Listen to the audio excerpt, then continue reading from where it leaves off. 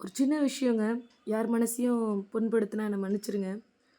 ஒரு ஒரு பையனுக்காக பேச போறேன்றத விட, ஒரு கணவனுக்காக பேச போறேன்.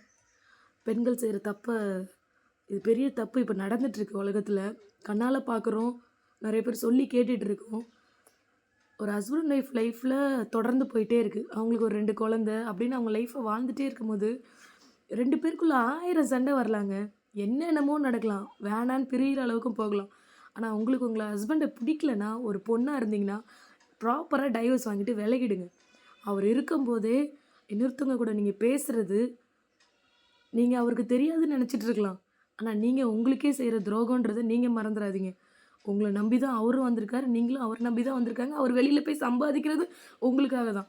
நைட்டு வீட்டுக்கு போனா அவ சமைச்சு வச்சிருப்பா, அப்படின்னு நிம்மதியோட வருவாரு உங்க வீட்டுக்கு தான். ஆனா நீங்க வேற ஒரு லைஃப் நல்லா ஜாலியா வாழ்ந்துட்டு அவருக்கு தெரியாதுன்னு நெனச்சுட்டு அவர் காச மட்டும் வாங்கிட்டு இருக்கீங்க. இது பாவக்கணக்குல வந்து சேராதா? உங்கள நம்பி உங்க பிள்ளைகளுக்காக, உங்களுக்காக தானே அவரு வேலைக்கு போறாரு. உங்களுக்கு அவர பிடிக்கலையா? தயவு செய்து அவர்ட்ட சொல்லிட்டு விலகிடுங்க. டைவர்ஸ் வாங்கிட்டு போயிடுங்க. இப்படி ஒரு வாழ்க்கைய எந்த பெண்களும் வாழாதீங்க. ஒரு ஆண் மகன ஏமாற்றுறதும் பெரிய பாவம் தான்.